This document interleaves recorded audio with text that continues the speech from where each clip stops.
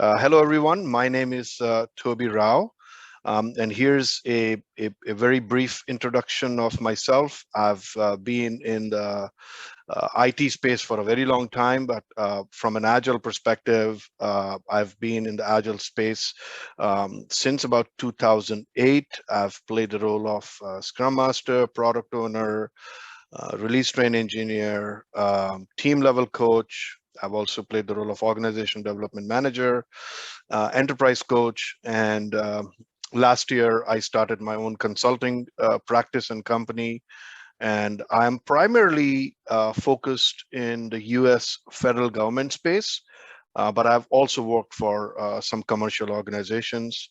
I definitely invest a lot of time and money into learning and certifications. So some of my badges are displayed here below. And learning is a continuous journey, and we'll talk more about it during our presentation today. With that, let's get started and dig into the topic for today: Agile transformation, the 6 things leaders must do. Um, I want to get to understand all of you better. And if this is a webinar, so unfortunately you cannot come on video. But real quick, if you could put in chat, what role you currently play in your organization, that will be really awesome. So I will get to understand, the audience, and maybe I could fine tune our conversation, based on what I'm seeing. So please put what is the current role that you're playing. But I'll go ahead and get started while you guys are typing. So as you all know, transformation is an extremely hard thing to do. Any change is very difficult. All of us recently went through the whole COVID-19 experience, which lasted about 2.5 years and is still continuing. Imagine all the changes that we had to go through, right? We had to transition from how we were working to what we are doing today. Um, Small changes, but they make a huge difference to us, to the way we feel, to the way we operate, to the way we produce results. Now, think about that in a larger context, right? A whole organization is going to change the way they operate. They are going to change the way they produce results. They're going to change the way they perceive things. So transformation is all about changing your mindset. Uh, a lot of people get confused when they say agile transformation. They're saying, oh, we're going from waterfall to agile. Well, yes, you are using agile as a framework, as a methodology, as an approach to change the way you deliver. So no matter how you slice or dice it, it is a lot of change, right? In all tiers of the organization, you're going to be operating in a different way. So transformation is extremely hard, and therefore it is extremely important that it is led in the right way. It is executed in the right way. The practices are brought on to all the teams and everybody in the organization in the right way. And then transformation or agile transformation is not just limited to your software development teams. It also transcends to your contracts, to your business development people, your human resources. So as you know, that transformation has expanded in scope. It's not just going from waterfall to agile, but bringing agility, bringing nimbleness in the way you deliver across all parts of your organization. So last year, or actually every year, there is a survey that is conducted globally where uh, Tyson, does this survey, and the goal here is to understand how is the transformation happening? How is the adoption of Agile happening across the globe?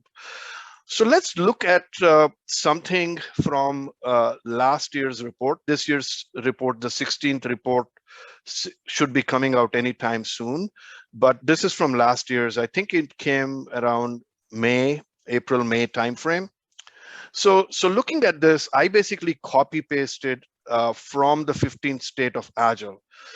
And if you look at the top 5 reasons why the adoption and scaling of Agile practices gets impeded, you see that 41% people said that's not enough uh, leadership participation, and another 40% said that the engagement from management is also inadequate. So you can see that this definitely contributes in the top 5. These two have always been there for the last 3 or 4 years.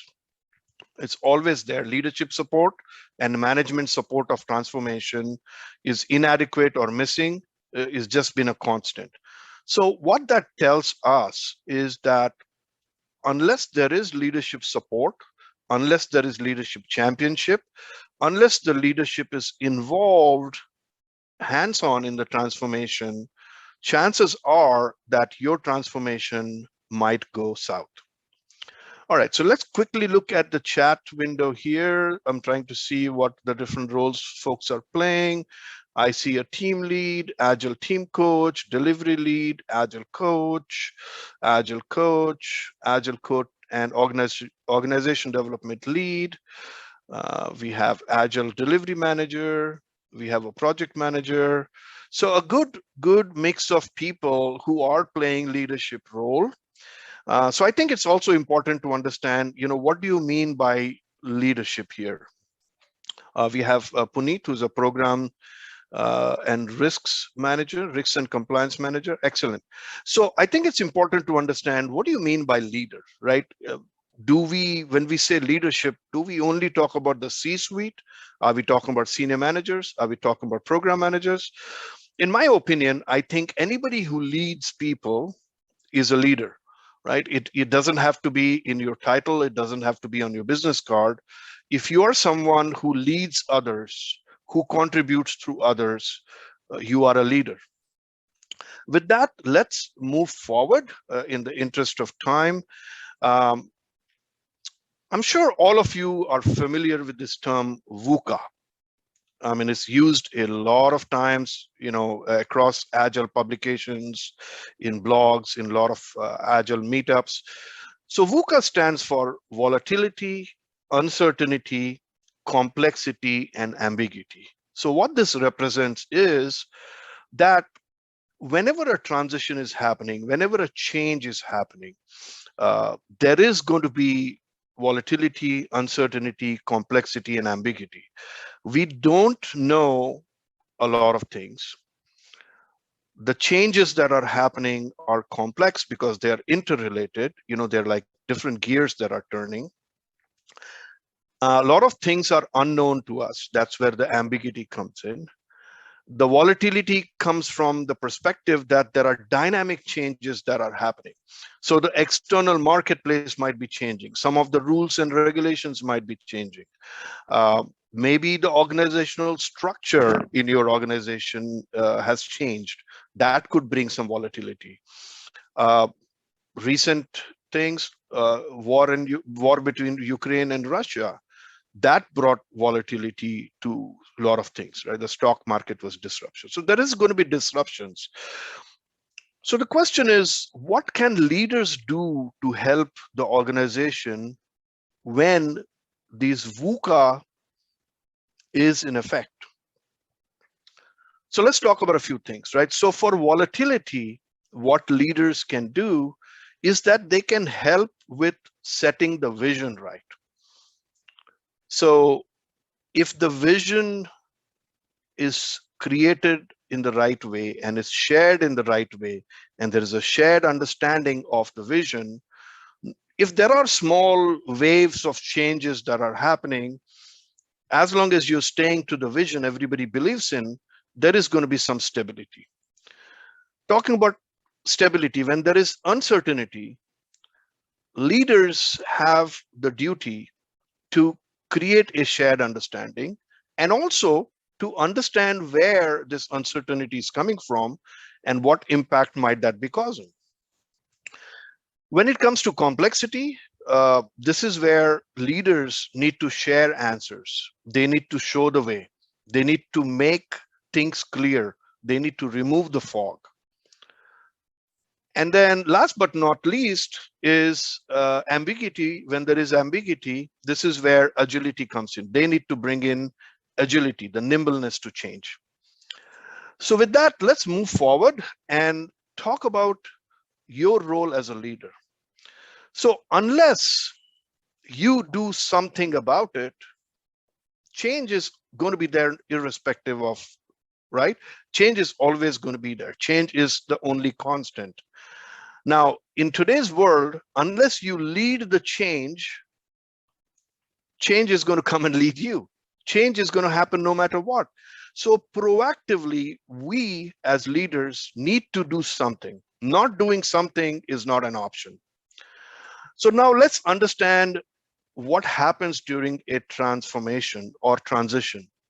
So there is a current state in which your organization is operating today. And in that state, the people are very comfortable. Things may not be perfect, but people are comfortable in that. And then comes the next stage, which is the transition, where you're moving towards a future state. And because the future state is not very clear, there is uncertainty there, there is ambiguity there, there is going to be a lot of stress in the middle portion here. Where you are today, where you want to be, to go from where you are to where you want to be, that transition time is going to be a lot of stress and anxiety. Now, what is your role there, right? As a leader, what can you do to make this transition as painless as possible for your people? That means that you need to partner with them, you need to understand them, you need to support them when there is chaos, giving them clarity, when they feel that they don't have the right skills, giving them the training and coaching. So these are important things that you need to do as a leader. So that way you are helping your organization go from the current state to the future state, but that transition, the anxiety is reduced and you're turning negative energy into positive energy. So here are 9 anti-patterns that I have found, based on my personal experiences, that I have been with a lot of transformation. When it comes to leadership, there are things that often go wrong. And, the 3 or 4 transformations that I was actively involved in, here are a few things. I'm not going to read all of them, and I encourage you to take a screenshot of this. And really look at it from your organization's perspective and think, are these things happening in your organization as well? And if yes, what can you do to bring some changes to that? How can you influence those things that are not going in the right direction or the anti-patterns? What can you do to bring some changes? So I'm going to pick maybe a couple here. So if leaders are not budgeting or funding the transformation right, what happens? What happens is that it'll start well, and then you don't have enough money or the right people or the right tools or the right architectural environment and the tools that are needed, then the transformation is going to slow down. The people may get disengaged, and suddenly you'll see that the transformation slopes down, and then creating that momentum again becomes extremely difficult. Not being proactive with resistance. Whenever there is change, there is going to be resistance to change, right? It's just human nature to do that. Last 2 years, I was working from home, and then my office said, well, you have to come back to office twice a week. And I was like, why do I have to go back to office? I'm doing fine where I am. I'm being productive here. This is just a waste of time. So my brain works in that way because I don't want to change. I don't want to go to the office. So you see, there is going to be resistance no matter what. So leaders need to assess, identify the resistance, understand why it's happening, and solve some of those problems. Let's pick one more. Um, okay, failing to promote learning. So as I said earlier, when people are comfortable, and then when change is brought in, there is anxiety, there is chaos, the motivation goes down, the engagement goes down, the productivity goes down. That is the time where you need to retool, reskill, and coach your team. Show them the right way of building things, creating a new way of operating, a new ways of working. So educating them, helping them learn, helping them collaborate, creating feedback loops, those are extremely important. And as a leader, if you're not investing in that, there are going to be problems. All right, so let's move on in the interest of time. So here's a question for you. What is a leader's role in agile transformation? Before I reveal the 6 that I brought, I wanted to see from you. I see a lot of coaches, I see a lot of managers. I want to hear from you. So please, in the chat box, please type a short answer as to what is a leader's role in transformation.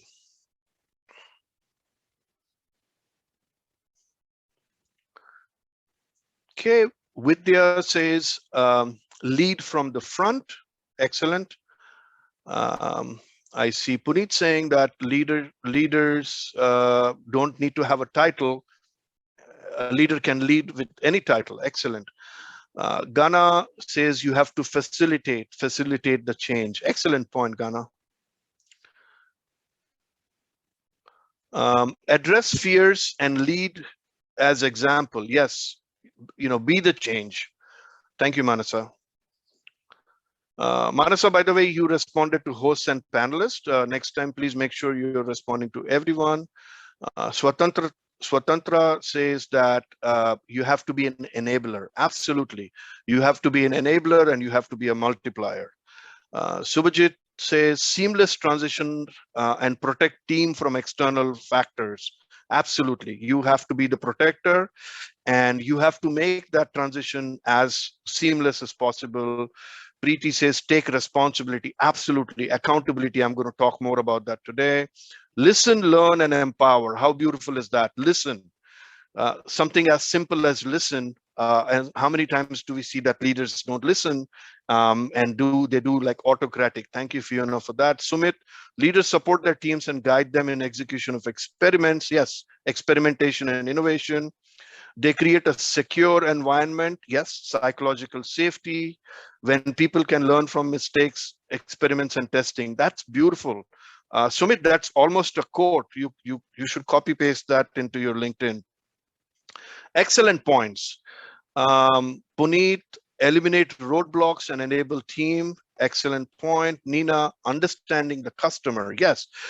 Why are we doing the transformation? Are we doing the transformation for the shareholders? Are we doing it for the CEO? No, we're doing it for the customers. We want their experiences to be excellent so that they buy our products and services. So yes, unless you understand the customer, you won't be able to do that. Lead from the front. Vishwanath says, champion cause and be comfortable with chaos. How beautiful. You guys don't need me. This is excellent. Anusmita says, listening and understanding the real need and analyzing them. Absolutely. Well, thank you so much for sharing what you brought. Are you ready to hear what I have brought for you? So I brought 6 things. So I actually had to think a lot because there are so many things a leader has to do. How do you pick which ones are important? Right? There are so many things. I mean, all of you have put some excellent points here, but then aggregating and putting all that information together and kind of putting them in like 5 or 6 buckets is kind of difficult.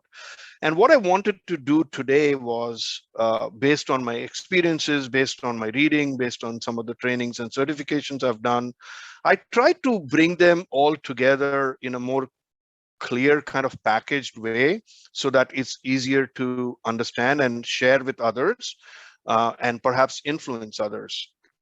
So with that, let's go ahead and talk about that. Oh, I thought I had moved my slide already.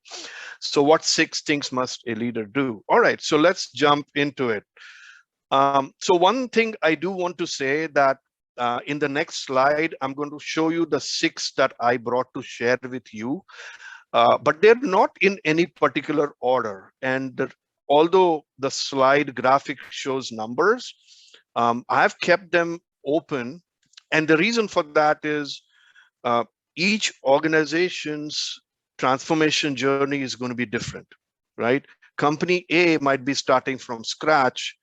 Company B might have started some level of transformation in an informal way, but now they're formalizing it. So it doesn't mean that they're going to go back and start from scratch. They are going to utilize whatever momentum they have already gained, and they're going to go from there. So please don't judge what you're going to see in the next slide, because your rational brain might say, well, Toby, that's not in order. That doesn't make sense. So uh, please make sure you understand that although there are numbers, because different organizations could be in different phases where they start from, but nevertheless, all 6 are important. They just don't have to be in a particular order. All right, so here are the 6 things that I feel are extremely important. Uh, based on your experiences, you might have some other experiences, and you might think there are others that could have been included here. But here are the 6 that I feel are important enough for leaders to focus on. So one is be the change. Another one is fund the transformation. Another one is setting the vision and communicating. Another one is building accountability in your organization. Another one is creating a learning organization. And another one is leading the cultural change. So these are the 6. And if you noticed, I didn't say next, I said another one, because I feel all 6 are important. And I feel that they don't really have to go sequentially. Some of these things can go in parallel. And again, depending on the organization where they are, if they haven't thought of any of these, they can get started with that. And most organizations are large enough that in different pockets, the transformation might be going in different phases. And a lot of times I've seen organizations start with one project where they start the transformation. They see how the results are coming along. They kind of study that, and then they will kind of cross-pollinate that into other parts of the organization. And I think that's the right way to do it, instead of a big bang theory and saying, okay, from tomorrow we are agile, right? It doesn't work that way. There is no silver bullet. So you have to start somewhere and then slowly make those changes across. And I'm going to talk more about that as well. All right, with that, let's go ahead and jump into each of these topics. All right, so the first one here is be the change. So if you are a leader and you feel that you want to transform your team, you want to transform your group, you want to transform your project, but you think that you don't have to change, there is definitely a problem with that, right? You have to walk the walk yourself, right? You have to also embody the agile mindset. If you are someone who does not internalize the agile ways of working, and you're doing the exact opposite, right? You're doing command and control, but you are telling your scrum master to be agile. Guess what? They go to see that. So emotional intelligence is extremely important, right? So you have to walk the talk. You have to embody agile values. You have to lead by example. See, people, they look at their leaders, and oftentimes they do what their leaders are doing. And if you're doing the wrong things, but saying the right things, are they going to listen to the right things, or are they going to do what you're doing? Right? The latter.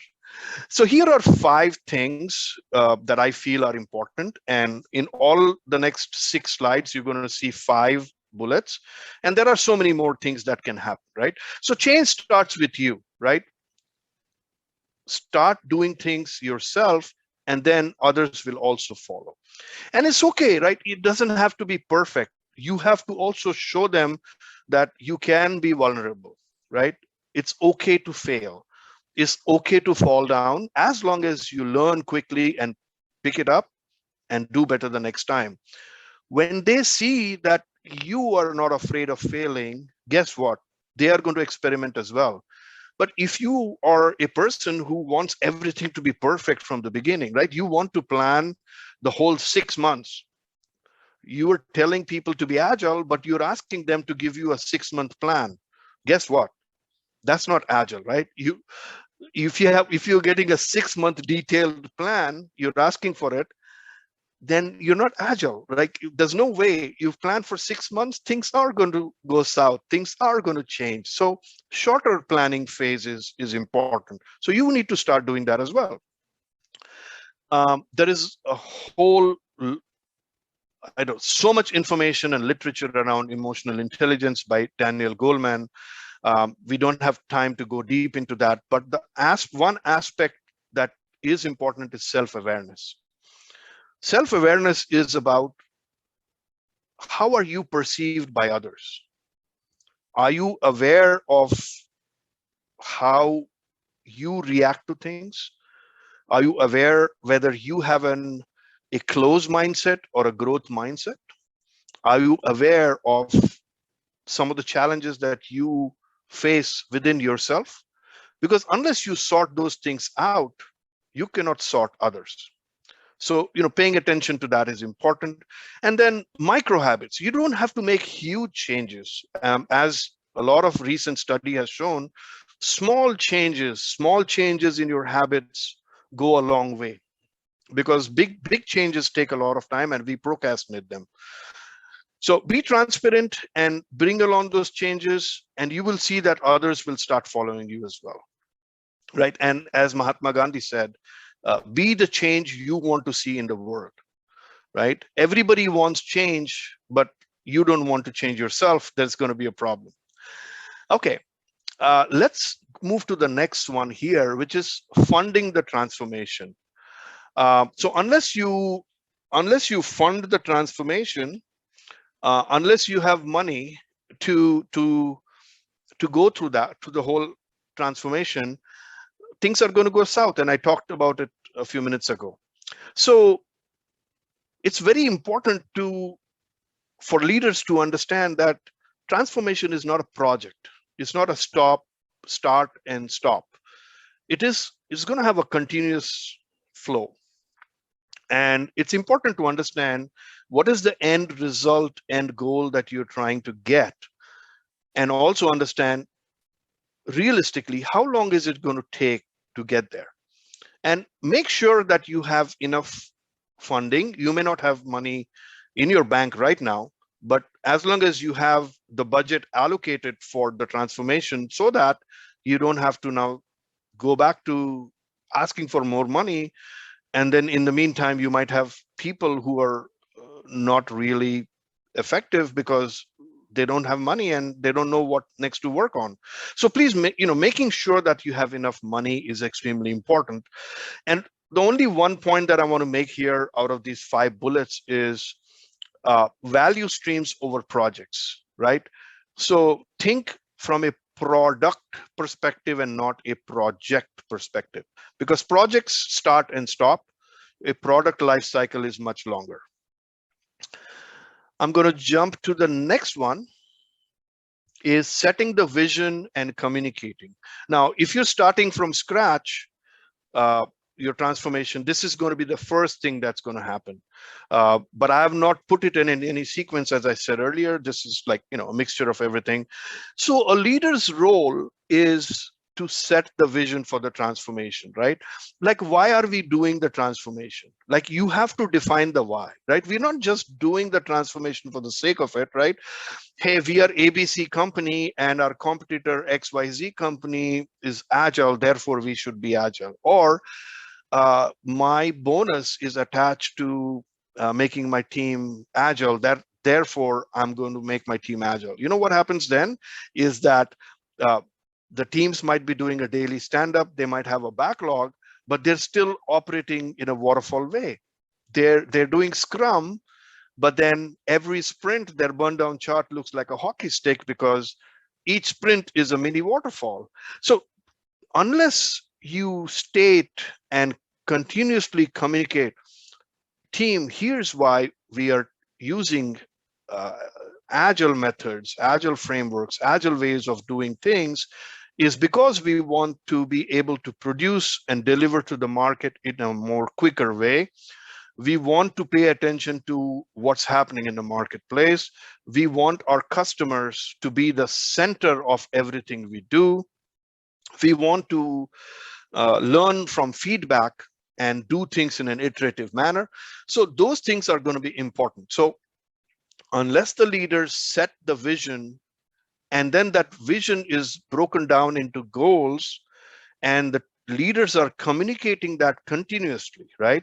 In their emails, when they're having a conversation, when they have a town hall, this has to be a continuous process of communicating and making sure that the vision becomes a shared understanding for everybody, right? Um, so unless there is alignment, that's the last bullet here. A lot of times what I've seen is the top level leaders, the C-suite, they are very clear on what the vision is. And they share it with the middle layer of managers, who now take that and kind of put that in their own way when they talk to the team. And some of that message gets diluted. And then there is a lack of alignment between what the teams are doing and what the strategy is.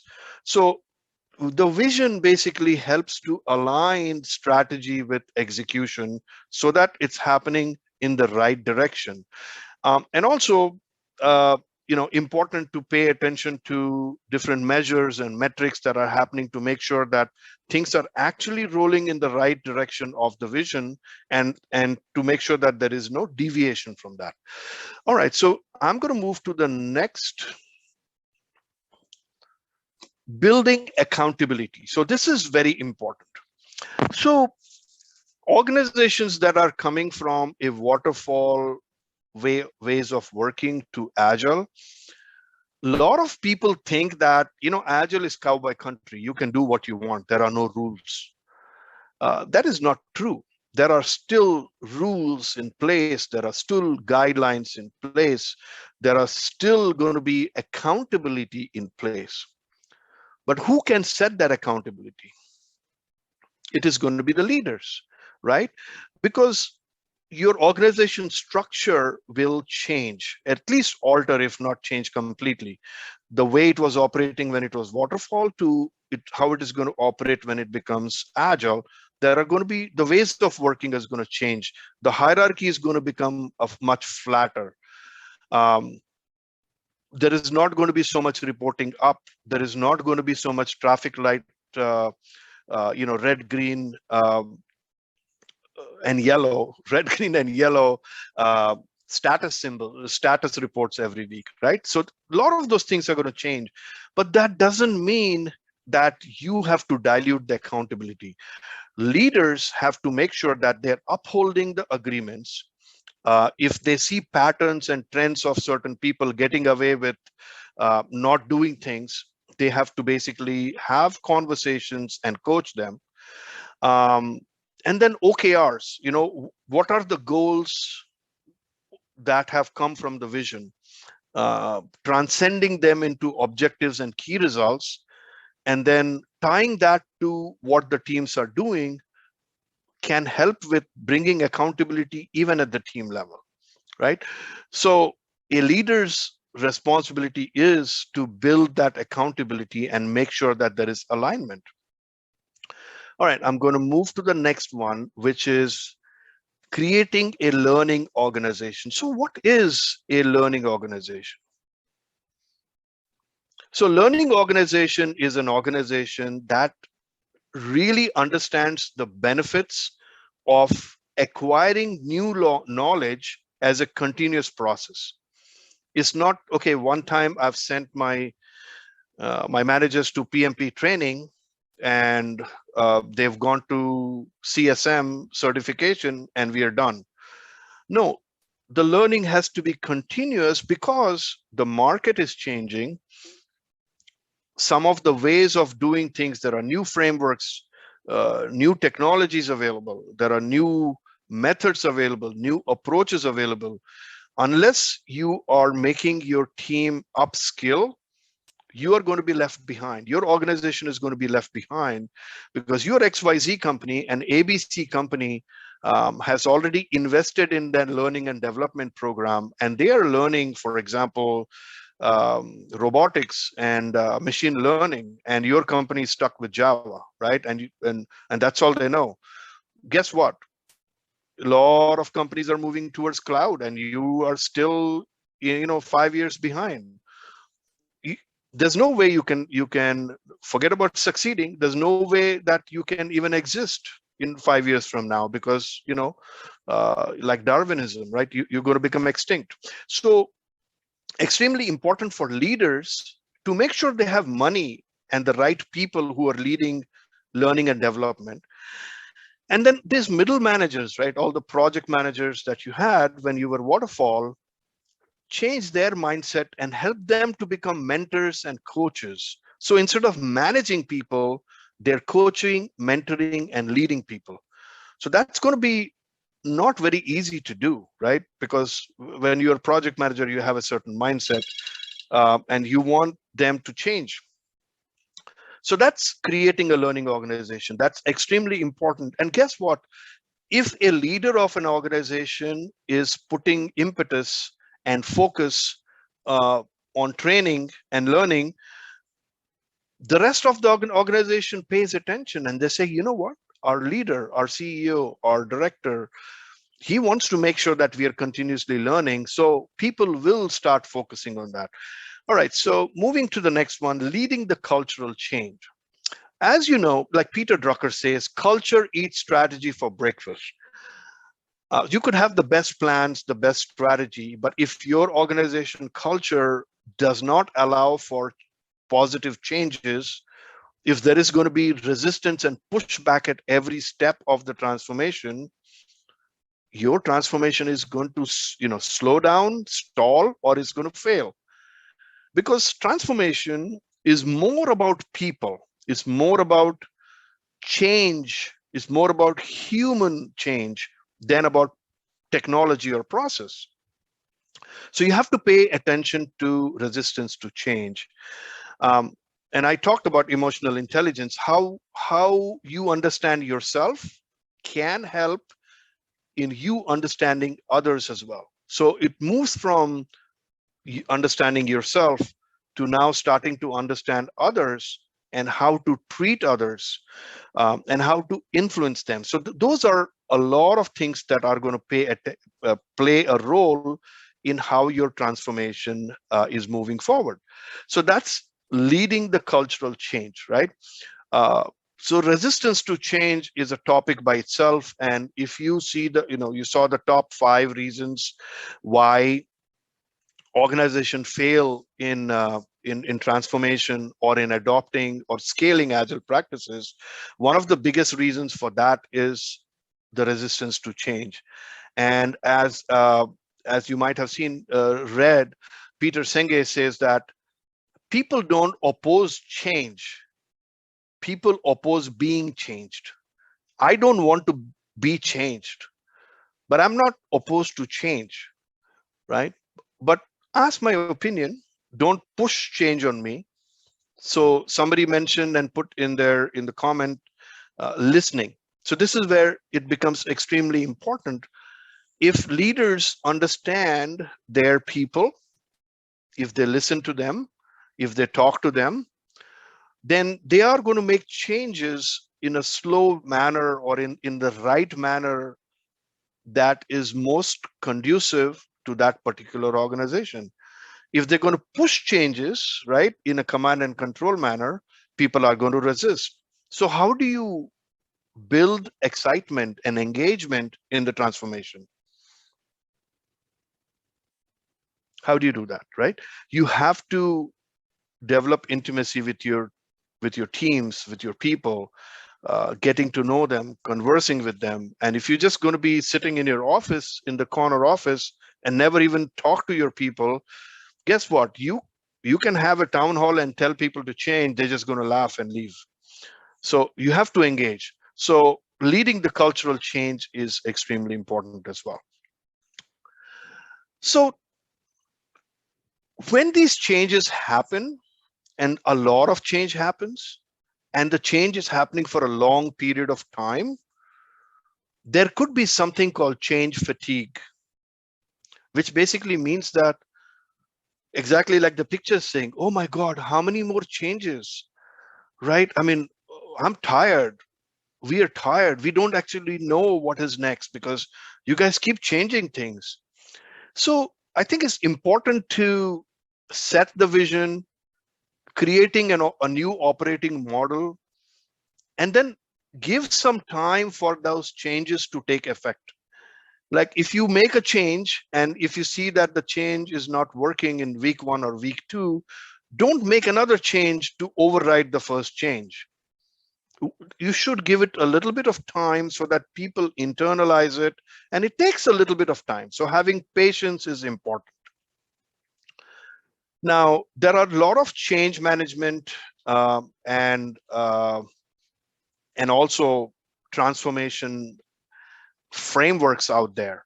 The one that I find very simple, adaptive, easy to understand, and easy to implement is Kotter's 8-step process. So we talked about the 6 things that leaders must do, and I want to like bring the closure by talking about Kotter's 8-step process. I think you've seen it. The picture on the right here in the corner in the square, that's Kotter's 8-step process. And I found this one on the internet that they've adapted it slightly. And I like this. I like this version as well.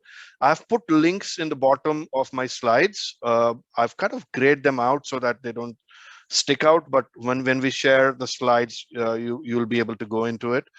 So there are 3 phases that this particular author has kind of broken them into. Creating the climate for change. This is where you're creating a sense of urgency. You're bringing the right people to help with the transformation and creating that vision for change that we talked about. The next layer here is enabling the organization, right? And how do you do that? You're communicating the vision continuously, right? You're empowering your frontline people, right? You are making sure that decisions are not just taken by the top leaders. You're decentralizing decisions. And then you're finding the best way to succeed and have quick wins, and not just have the quick wins, but actually celebrate that. Because as I said earlier, transformation is hard, it's chaotic, people become anxious. So even if they see some success in a project that is shared across, they feel motivated to do that. So create the quick wins, and then once you start and you have some momentum, continue with that. And the last one is very important, which is making it stick. Now you can learn new ways of doing things, but if you're not persistent, it's very easy to go back to how you were doing things before. So leaders have to make sure that the change is sticking as well. I'm going to leave you with the thought. What I shared with you today hopefully helps you for you to lead the change. And if you feel that you're not a leader who is ready to make the changes, I hope that you can take some of these messages to influence them. But no matter what, staying still and not doing anything is a recipe for disaster. So we have to continuously do things to move forward, because change is inevitable. Change is going to happen no matter what. Unless you are getting ready for the change and you're leading the change, change will lead you otherwise, right? As we talked in the beginning.